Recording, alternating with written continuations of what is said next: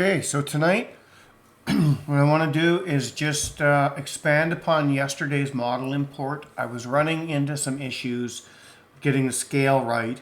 I did some math today and I thought I figured out what to do. I thought that all I needed to do was in Blender scale down the models to, for females, 16.7 centimeters and for males 18 centimeters, because BAKIN uses a 0.01 modifier. So by taking and working off a metric and bringing that down, it just worked out that that would be like 5'6", and for the males like 6 foot even. So I thought, okay, perfect, awesome. Export those as FBXs, then bring them up into Mixamo, then export them from Mixamo, and they'd be the absolute perfect size, everything ready to rock and roll. Well, as it turned out, BAKIN did not register that size adjustment either. So then what I decided to do was, okay, they were still significantly smaller than what they were yesterday. Instead of being basically 100 meters tall, their imported natural size, they're closer to about 50 feet tall. So that's still quite a bit larger than what I needed. So what I figured out was to just set the import for a man at 0.70, and then for a woman, I'm going to import a woman at 0.07, and then for a woman, I'll import at 0.06, probably 6.2, and then we'll see how that works. Might be 6.5, might be, yeah, I'll go 6.5, 0.065. They don't need to be too much smaller than a male, but they should be noticeable on screen. So now I'll show you how to do that. I've already saved out this model. I'll just show you which one it is. Excuse me, a little cough there. And I did get the eyes fixed. I just had to do this big patch of white here for whatever reason. I think it's because I didn't merge the spheres that I used for her eyeballs into the rest of the mesh model before I did the poly unwrap. So not a big deal. That area doesn't intrude on anything. It gets me the, more or less gets me the white eyes. So I can close that now. I'm just going to do a quick file. Save. Close. And I've exported that model. So now what I'm going to do is go to Resources. And I'm going to go to Add a 3D stamp. Then I'm going to go to my local machine. And I'm in her folder already because I tested this before filming it just to make sure that it was going to work like I thought it was going to work. And so what we're going to do is we're going to bring in the female BBL FBX, and we're going to come over here. I got to remember to do this. I hate this here. Apparently when they baited, it used to be over here.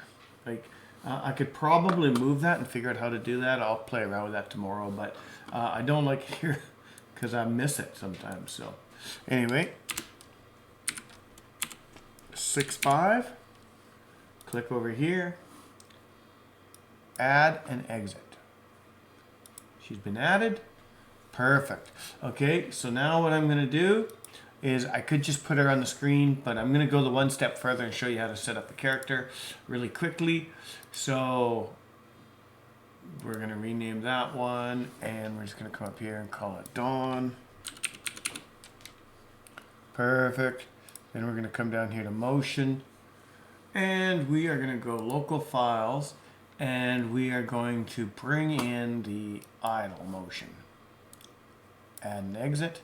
Now, what I've done differently with these motions now is only the FBX T-pose is, my origin point's wrong. I'm not sure if that's going to work. Well, we'll see. I'll have to test it. So my origin point for my model, I've got it at the base of my feet. When I had the origin point at the center of the model, Mixamo wanted to put her through the plane, so I might have to put it back at the center again. We'll see. I'll see how this works. Accurate collision on, and okay. Perfect. All right, and now I'm going to go back into here, and we're going to go Resources. And we're going to go that 3D stamp. Nope, I gotta go into motion. There. And we're gonna call that, yeah, we'll leave that idle, that's fine. We're gonna rename it here. Oh, wait, no, sorry, not idle, wait. Enter. Then we're gonna add a motion.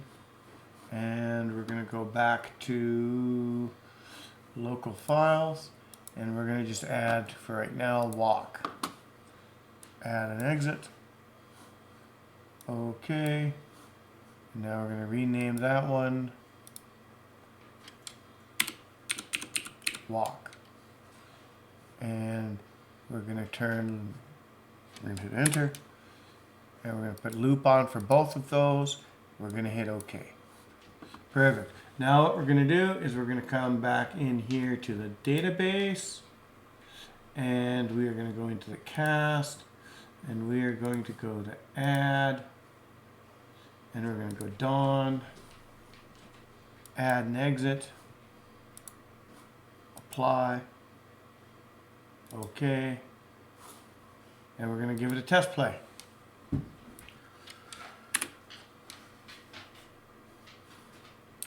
Oh, sorry, I forgot. I didn't actually tell her to be the starting character, so I have to escape, exit, exit. Okay, sorry, I gotta go into game definition, start settings, and I'm gonna make Dawn the starting character. And if you want to know why the dude was moving forward in a sitting animation for walking, I was just making sure that it was working, and yeah, hadn't tested a sitting one yet. Now we'll do a test play, new game. We'll zoom in. So there she is idle, walking around.